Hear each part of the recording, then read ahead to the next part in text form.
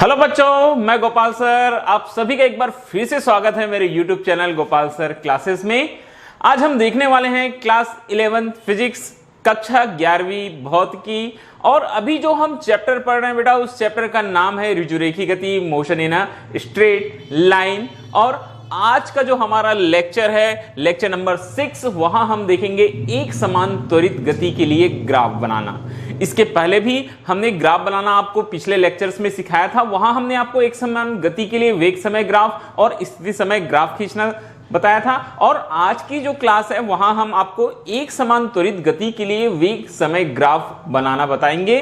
ठीक है, तो चलिए आज की क्लास हम स्टार्ट करते हैं। और क्लास स्टार्ट करने से पहले फिर से वही बहुत ही इंपॉर्टेंट मैसेज सभी बच्चों के लिए जिन्होंने अपने प्रीवियस वीडियोस लेक्चर्स मिस कर दिए हैं, वो प्लीज पहले पिछले वीडियोस देख लीजिए ताकि आज का वीडियो आपको बहुत अच्छे से समझ में आ जाए, आज का कॉन्सेप्ट आपका क्लियर हो जाए। और बहुत ही महत्वपूर्ण बात आप सभी के लिए कि अभी तक तो स्कूल्स मालूम है आप सभी को, सारे के सारे बोर्ड्स में स्कूल्स, अधिकांशतः बोर्ड में स्कूल बंद है, मगर बहुत ही जल्द ये मैसेज आना शुरू हो गया बेटा कि स्कूल ओपन होने वाले हैं।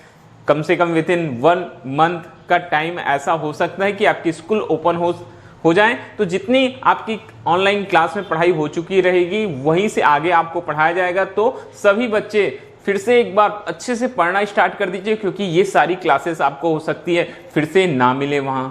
ठीक है, तो अपने ऑनलाइन क्लास पर आप अच्छे से ध्यान दीजिएगा और अच्छे से अपनी पढ़ाई कीजिए। और साथ ही साथ हम YouTube पर जो वीडियो अपलोड कर रहे हैं वो तो हमेशा आपके साथ बने रहेंगे, वो आप कभी भी किसी भी समय आप देख सकते हैं। ओके, तो चलिए आज का क्लास स्टार्ट करते हैं। आज बहुत ही छोटा सा टॉपिक लेकर मैं चल रहा हूं, बहुत ही छोटी सी क्लास होने वाली है। मैंने आपको बता दिया है आज का हमारा काम है बेटा motion in straight line, class 11 physics, एक समान त्वरित गति का ग्राफीय निरूपण करना है। लास्ट क्लास में जब मैंने आपको गति के समीकरण बताया था, वहां मैंने बताया था एक समान त्वरित गति के बारे में। देखिए बच्चों, एक समान त्वरित गति और एक समान गति में यही अंतर होता है कि एक समान गति में जब भी कोई वस्तु समान समय अंतराल में क्या करती है, समान दूरी तय करती है, या उसका विस्थापन क्या होता है, समान होता है, तो वो एक समान गति कहलाती है। ठीक है, वहां दूरी भी समान होती है और समय अंतराल भी समान रहता है। हाँ, अब बात करते हैं त्वरित गति की, एक समान त्वरित गति की। तो एक समान त्वरित गति में होता क्या है, यहां देखिए एक्चुअल में होता यह है, समय अंतराल तो समान रहता है मगर जो वेग रहता है वो एक समान नहीं रहता। वेग में क्या होता है, परिवर्तन होते रहता है। वेग में क्या होता रहता है बेटा, परिवर्तन होते रहता है। इसीलिए इसको क्या बोलते हैं, एक समान त्वरित गति कहते हैं। लास्ट क्लास में हमने आपको एक्सप्लेन किया था, आप लास्ट वीडियो देखेंगे तो आपको क्लियर हो जाएगा। तो दोनों चीजें आपको क्लियर हो गई। फिर से सुनिएगा, एक समान गति में समान समय अंतराल में समान दूरी या समान विस्थापन होता है, इसलिए उसकी गति को एक समान गति कहते हैं। और यहां समय अंतराल तो समान होगा मगर जो वस्तु का वेग है उसमें क्या आ जाएगा बेटा, परिवर्तन होना शुरू हो जाएगा। ठीक है, हो सकता है कि पहले सेकंड में उसका वेग अलग हो, दूसरे सेकंड में उसका वेग क्या हो, अलग हो। तो इस तरीके की गति को हम एक समान क्या कहते हैं, त्वरित गति। और सबसे अच्छा एग्जाम्पल आपको चाहिए, सबसे अच्छा उदाहरण बच्चा लोग आपको चाहिए, तो आप एग्जाम्पल ले सकते हैं हमारी गाड़ी का जो स्पीडोमीटर होता है। देखना, समय के साथ उसके वेग में लगातार क्या होते रहता है, परिवर्तन। हम एक्सेलरेट करते हैं गाड़ी का गाड़ी को हम स्पीड देते हैं तो वेलोसिटी ज्यादा हो जाती है, ब्रेक लगाते हैं वेलोसिटी कम हो जाती है। तो ये होता है बेटा एक समान त्वरित गति। ठीक है, वेग में परिवर्तन होना। और कॉमन सी बात है, अब जब वस्तु के वेग में क्या हो रहा है बेटा, परिवर्तन हो रहा है, तो वेग में परिवर्तन से क्या उत्पन्न होता है, त्वरण उत्पन्न होता है। वस्तु के वेग में परिवर्तन से क्या उत्पन्न हो जाता है, त्वरण उत्पन्न हो जाता है। तो यही होता है एक समान त्वरित गति। और आज हम बनाने वाले हैं एक समान त्वरित गति के लिए वेग समय ग्राफ। तो थोड़ा सा अगर मैं पीछे आपको रिमाइंड कराऊं, जब हमने एक समान गति के लिए वेग समय ग्राफ बनाया था तो वहां हमको वेग के लिए व्यंजक प्राप्त हुआ था। पिछले क्लासेस जिन बच्चों ने बहुत अच्छे से किए होंगे, बहुत ईमानदारी के साथ किए होंगे, उनको याद जरूर होगा। अगर आपने अभी तक क्लास मिस किया है तो आप प्रीवियस वीडियो में जाएंगे तो आपको समझ में आ जाएगा, वहां हमको वेग के लिए व्यंजक प्राप्त हुआ था। वैसे ही जब हम आज वेग समय ग्राफ बनाएंगे तो अब त्वरित गति से हमको क्या मिल रहा है, यहां हो रहा है वेग में परिवर्तन, तो यहां हमको मिलेगा त्वरण के लिए व्यंजक। चलिए देखते हैं कैसे हम ग्राफ बनाते हैं। आज का हमारा काम है, हमको करना क्या है, देखिए हमको आज करना क्या है बेटा, हमको करना है वेग समय ग्राफ, वेलोसिटी टाइम ग्राफ बनाना है। एक समान त्वरित गति में वेग और समय के मध्य संबंध दर्शाने वाले ग्राफ को क्या कहते हैं, बोलता है वेग समय ग्राफ कहते हैं। तो हम एक ग्राफ का रचना करेंगे, ठीक है। अब ग्राफ बनाना आप सभी को मालूम है, क्लास 11 के बच्चे हैं आप लोग, तो ग्राफ कैसे बनाया जाता है। ग्राफ बनाने के लिए हमको सबसे पहले बेटा दो एक्सिस की जरूरत पड़ती है। किसकी एक्सिस पड़ती है, दो एक्सिस की जरूरत पड़ती है। चलिए हम दो एक्सिस लेके चलेंगे यहां इस तरीके से। मैं दो एक्सिस ले लेता हूं बेटा, ठीक है। ये एक्स अक्ष, कौन सा अक्ष है बेटा, ये एक्स अक्ष दिखाई दे रहा है आपको, ठीक है। थोड़ा सा डार्क कलर ले लेते हैं, ये बोर्ड के हिसाब से हम थोड़ा सा डार्क कलर ले लेते हैं, ओके। मैं ब्लैक ही ले लेता हूं। हम को यहां दो एक्सिस की जरूरत पड़ेगी, हम दो एक्सिस ले लेते हैं, ये इस तरीके से। ये एक्स अक्ष, ठीक है, ये एक्स अक्ष बेटा, और ये वाई अक्ष।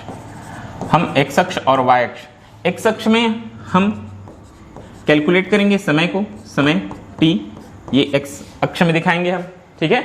और जो वाई अक्ष है बेटा, वाई अक्ष में, वाई एक्सिस में हम वेग v को लेके चलेंगे। किसको लेके चलेंगे बेटा, वेग v को लेके चलेंगे y एक्सिस के लिए, ओके। तो दो एक्सिस लिए, एक अक्ष में हमने समय को लिया बेटा, दूसरे एक्सिस में हमने किसको लिया, वेग v को लिया, ओके। अब देखिए इसके बाद ये होता है बेटा ओरिजिन, मूल बिंदु। क्या होता है ये, ओरिजिन, मूल बिंदु, जहां से किसी भी चीज का हम क्या करते हैं, शुरुआत करते हैं, किसी भी चीज को हम प्रारंभ करते हैं, वो ओरिजिन कहलाता है, मूल बिंदु कहलाता है। मान के चलते हैं ओ पर जो समय है बेटा t इक्वल क्या है, 0। ओ पर जो समय है वो क्या है, t इक्वल 0 है। और t इक्वल 0 पर जो वस्तु का वेग है उसके लिए हम एक बिंदु ले लेते हैं। चूंकि वेग को हम कौन से एक्सिस पर दिखाएंगे, y एक्सिस पर दिखाएंगे, तो यहां हम एक बिंदु क्या लेके चलेंगे बेटा, a। क्या लेके चलेंगे, a।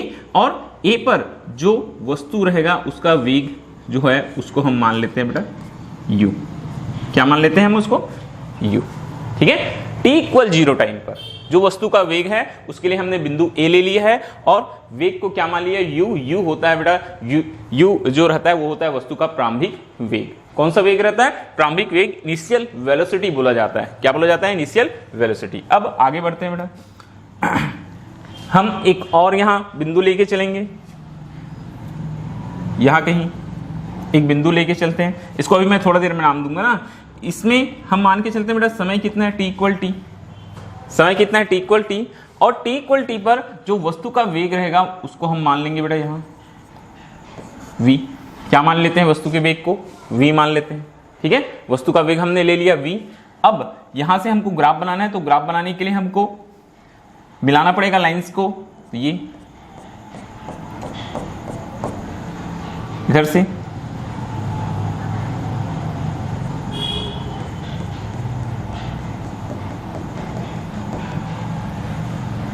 दोनों जिस जगह पर क्या हो रहे हैं बेटा, मिल रहे हैं, ये जिस जगह पर मिल रहे हैं उसको हम बिंदु B मान लेते हैं। क्या मान लेते हैं बेटा, उसको बिंदु B मान लेते हैं। तो इस तरीके से देखिए दो बिंदुओं प्राप्त हुई। t इक्वल 0 पर समय लिए तो वेग को क्या मान लिया बेटा, a, क्योंकि प्रारंभिक वेग का मान कितना होता है, 0 होता है, वो स्टार्टिंग से स्टार्ट हो रहा है, ठीक है। तो ऐसा जरूरी नहीं होता कि हमेशा प्रारंभिक वेग का मान 0 हो, ठीक है। यहां हमने मान के चला बेटा बिंदु A से स्टार्ट हो रहा है, वस्तु जो है कहां से, ऑब्जेक्ट है वो बिंदु A से स्टार्ट हो रहा है, ठीक है। तो ये वेग को u मान लिए और t इक्वल t समय पर जो वेग है उसको v मान लिए। तो हमको इस तरह से दो बिंदु प्राप्त हुए, एक बिंदु A, एक बिंदु B। हम दोनों बिंदुओं को आपस में क्या कर देंगे बेटा, मिला देंगे, ये। तो ये हमको वेग समय ग्राफ प्राप्त होता है, AB। AB क्या चीज है, AB क्या प्राप्त हुआ बेटा हमको, वेग समय ग्राफ। AB जो है वो कहलाएगा बेटा VT graph, velocity time graph. कैसे प्राप्त हुआ वेग समय ग्राफ, AB क्या चीज है बेटा, एक सरल रेखा है। क्या चीज है ये, एक सरल रेखा प्राप्त हुई हमको, ओके। ये हमको एक सरल रेखा प्राप्त हुई। तो अब देखिए कुछ कुछ चीजें हैं, आपको बहुत ध्यान से देखते जाना है। अब हम क्या करते हैं बेटा, हम A से ये पॉइंट को हम A से जो हमारे पास सामने जो एक्सिस है बेटा y एक्सिस, उस पर हम एक लंब डाल देंगे इस तरीके से। और ये जो कटान बिंदु रहेगा उसको C मान लेंगे, नीचे वाले पॉइंट को नाम दे देते हैं बेटा D, और जहां V मिला था उसको नाम दे देते हैं E। ठीक है, इस तरीके से हमारा डायग्राम कंप्लीट हो जाएगा। फिर से एक बार देखिएगा, ध्यान पूर्वक सुनिए क्या क्या चीजें हमने बताया आपको। t = 0 पर वस्तु का वेग क्या है, a है, ठीक है, वस्तु का वेग t = 0 पर वस्तु का वेग u है। कौन से बिंदु द्वारा प्रदर्शित कर रहे हैं, a द्वारा प्रदर्शित कर रहे हैं। और उसके बाद t = t पर वस्तु का वेग v है। हमने दोनों एक्सिस से लाइन खींचकर आपस में मिला दिया, जैसे कि हम ग्राफ बनाते हैं उसी प्रकार से यहां वस्तु का वेग, ठीक है, वस्तु का वेग v है। तो कौन सा बिंदु मिला बेटा, b। a और b को हमने आपस में मिलाया। ये ab जो सरल रेखा है वो वेग समय ग्राफ को क्या करती है, प्रदर्शित करती है, रिप्रेजेंट करता है। तो ab जो है वो क्या चीज है, एक सरल रेखा है वेग समय ग्राफ के लिए, ठीक है। अब हमने ac लंब डाल दिया, ठीक है, ये b से नीचे x एक्सिस पर भी लंब डाल दिया। तो इस तरह से हमको डायग्राम प्राप्त हुआ। अब मान के चलते हैं कि ये जो सरल रेखा है AB वो समय अक्ष, ये समय अक्ष क्या चीज है हमारे पास में, x अक्ष है। x अक्ष के समांतर AC भी है। तो समय अक्ष AC के साथ कितना कोण बनाती है, थीटा कोण बनाती है। कितना कोण बनाती है, थीटा कोण बनाती है। तो इस ग्राफ से देखिए हमको कुछ वैल्यूज मिलते हुए दिखाई देंगे। कौन कौन सी वैल्यूज मिलते हैं, पहले आप सभी वैल्यूज आप ध्यान से देख लेंगे, क्या क्या चीजें यहां से हमको प्राप्त हुई बेटा। सबसे पहले देखिए, ठीक है, अगर हम x एक्सिस की बात करें तो हमको समय अंतराल मिल रहा है OD O और D के बीच कितना हो गया, O पर 0 था, D पर T हो गया। तो यहां हमारे पास में OD = समय कितना मिला बेटा, T। और OD और AC देखिए पैरेलल हैं एक दूसरे के, क्या है बेटा, बराबर है, इक्वल है। तो हम इसको AC भी लिख सकते हैं। क्या लिख सकते हैं बेटा, AC भी लिख सकते हैं, ठीक है। तो ये तो हो गई बात x एक्सिस की, ठीक है, कौन से अक्ष की, x अक्ष की ओर। अब y अक्ष की ओर देखेंगे, y अक्ष की ओर देखेंगे तो देखो सबसे पहले OA = U दिखाई दे रहा है, OA = U। और OA और CD इक्वल है आपस में। तो हम OA = U इक्वल क्या लिख सकते हैं बेटा, CD लिख सकते हैं। क्या लिख सकते हैं, CD लिख सकते हैं। ये भी हमको मिल गया। अब यहां से देखेंगे तो OE = अंतिम वेग v। और OE और ये BD भी आपस में कैसे दिखाई दे रहे हैं, बराबर दिखाई दे रहे हैं, पैरेलल हैं। तो ये BD दोनों क्या है बेटा, वेग v के बराबर है। अब थोड़ा सा यहां हम एक काम करेंगे, क्या काम करते हैं बेटा। अब चूंकि हमको मालूम है कि ये O और B के बीच का जो डिस्टेंस था, ये वेलोसिटी क्या मिला हमको, v। वेलोसिटी क्या मिला बेटा, v। और ये जो डिस्टेंस है बेटा, ये छोटा सा जो डिस्टेंस है, ये हमको मिल रहा है वेलोसिटी u। अब ये बचा हुआ डिस्टेंस ये क्या कहलाएगा, v - u। क्या कहलाएगा बेटा, बचा हुआ डिस्टेंस v - u। कैसे, देखिए इधर BC, अगर हम BC फाइंड करते हैं, क्या फाइंड करते हैं बेटा, BC। तो कैसे फाइंड करेंगे BC, हम कर सकते हैं BD - CD, BD - CD। तो ये हो जाएगा BC BD क्या हो गया, V, और CD U। तो BC = हमारे पास आ जाता है बेटा वैल्यू v - u। तो ये जो सारी वैल्यूज है वो आप अपने दिमाग में रखिए। फिर से एक बार सुनिएगा, क्या क्या निकाले हमने। OD सबसे पहले टाइम एक्सिस पर देखिए, OD निकाले। O पर टाइम 0 है, D पर टाइम t = t है। तो OD = टाइम t निकल आया बेटा। OA फिर ये u हो गया, ये क्या हो गया, और इधर OD इक्वल है AC, तो इसलिए हमने साइड में AC भी लिख दिया। अब y एक्सिस में देखिए, सबसे पहले प्रारंभिक वेग O से A तक ये u हो गया बेटा, और OA और CD बराबर है। तो OA बराबर CD बराबर क्या लिख लिए, u लिख लिए।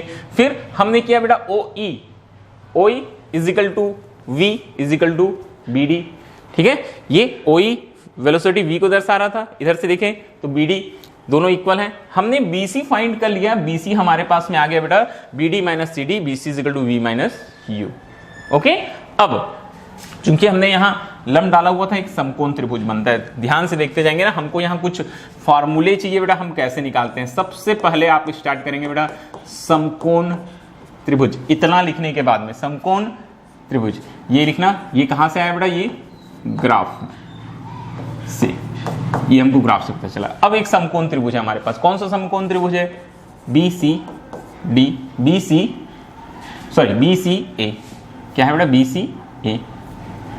BCA में, ठीक है, BCA में हम निकालेंगे क्या, यहाँ tan थीटा निकालते हैं। क्या निकालते हैं बेटा, tan थीटा निकालते हैं। अब टेन थीटा निकालने का रीजन साफ है बेटा, हमारे पास में कर्ण की वैल्यू नहीं है, हमारे पास में केवल लंब और आधार है, तो लंब और आधार होने पर हम केवल टेन थीटा ही फाइंड कर सकते हैं और कोई दूसरा रीजन नहीं होता। बात समझ में आ रही है? तो देखिए tan theta is equal to क्या हो जाएगा बेटा, लंब क्या दिखाई दे रहा है हमारे पास में BC और आधार की जगह क्या दिखाई दे रहा है AC, तो ये BC अपॉन क्या हो जाएगा AC, मतलब ये हुआ कि tan theta is equal to BC। BC की वैल्यू हमारे पास है बेटा, BC क्या है हमारे पास में, देखिए ध्यान से देखते जाएंगे BC की वैल्यू क्या आ रही है हमारे पास में या फिर हाँ, BC इज इक्वल टू आ रहा है बेटा V minus u, BC is equal to V minus u और AC फाइंड करेंगे। AC क्या चीज है बेटा, टाइम T। ये आपका इक्वेशन नंबर 1 हो गया। क्या हो गया बेटा, इक्वेशन नंबर 1 मिल गया। अब त्वरण देखिए, त्वरण क्या होता है, त्वरण होता है, त्वरण हमने पढ़ा है वेग में परिवर्तन बटा होता है बेटा समय, वेग में परिवर्तन बटा समय। तो हम जब त्वरण फाइंड करते हैं, त्वरण तो वेग में परिवर्तन मतलब क्या होता है बेटा, ये होता है अंतिम वेग माइनस प्रारंभिक वेग, अंतिम वेग माइनस प्रारंभिक वेग बटा समय अंतराल, बटा समय अंतराल। ठीक है, समय अंतराल ये हमारे पास आ जाता है। ठीक है, तो त्वरण A इज इक्वल टू अंतिम वेग V, प्रारंभिक वेग U, समय T माइनस 0, ये हमारे पास आ जाएगा। ठीक है, या फिर ये हो सकता है V minus you upon T, cross multiplication करके देख सकते हैं। अगर नहीं करना है तो आप सीधे सीधे ये A इज इक्वल टू लिखेंगे बेटा V minus you by T, इसको मान लेंगे बेटा आप समीकरण नंबर 2। ध्यान से देखिए समीकरण नंबर 1 और 2, समीकरण 1 और कहां से बोलता है, समीकरण नंबर 2 से। क्या दिखाई दे रहा है, एक एक पक्ष बराबर है बेटा, तो A इज इक्वल टू क्या मिल रहा है, टेन थीटा मिल रहा है। A इज इक्वल टू क्या मिल रहा है बेटा हमको, टेन थीटा मिल रहा है। और यहां हम लिख सकते हैं, ठीक है, ये जो टेन थीटा होता है, टेन थीटा क्या होता है बेटा, ये होता है वेग समय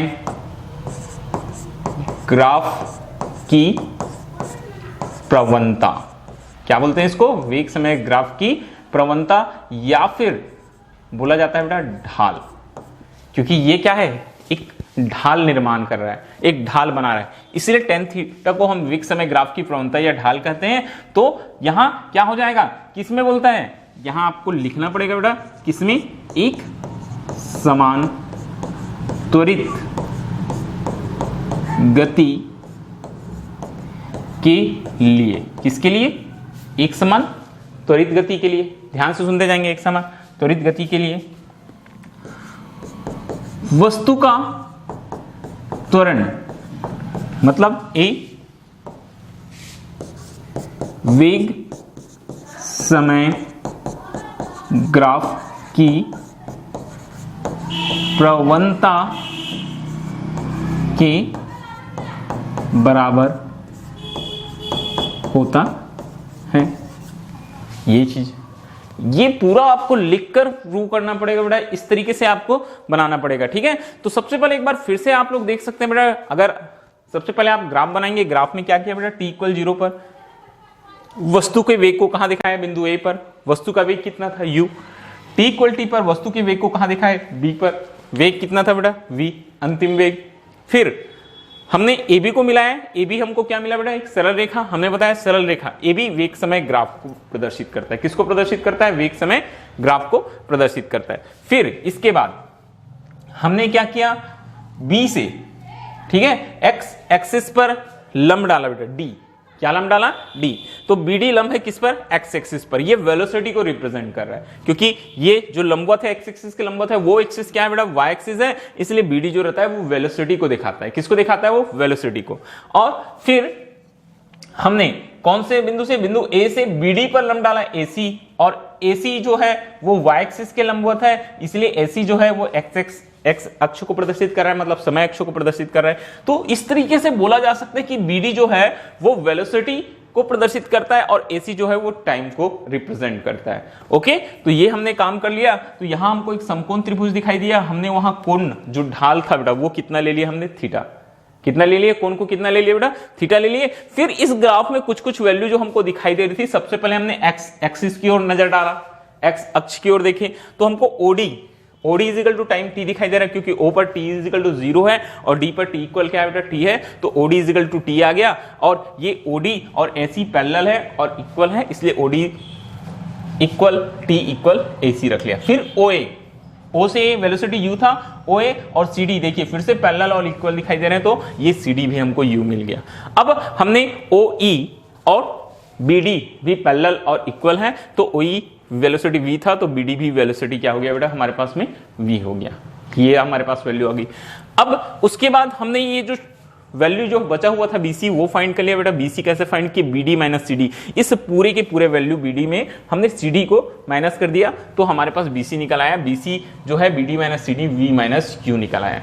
ठीक है, क्या निकल आया बेटा, V माइनस Q। अब उसके बाद में हम स्टार्ट कहां से करेंगे, यहां देखिए एग्जाम में क्वेश्चन अगर आपको पूछा जाएगा कभी तो यही पूछा जाता है बेटा कि एक समान त्वरित गति के लिए वेग समय ग्राफ बनाइए तथा त्वरण के लिए व्यंजक ज्ञात करो बोलेगा। वस्तु के जो त्वरण है उसके लिए, क्योंकि त्वरित गति में त्वरण उत्पन्न हो रहा है इसलिए त्वरण के लिए क्या पूछता है बेटा, व्यंजक। तो हम समकोण त्रिभुज BCA में सबसे पहले हमने वेग समय ग्राफ की प्रवणता मतलब उसकी ढाल tan थीटा निकाला। tan थीटा क्या होता है बेटा, BC अपॉन AC होता है।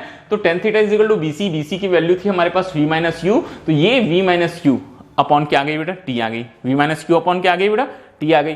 ठीक है, फिर इसके बाद में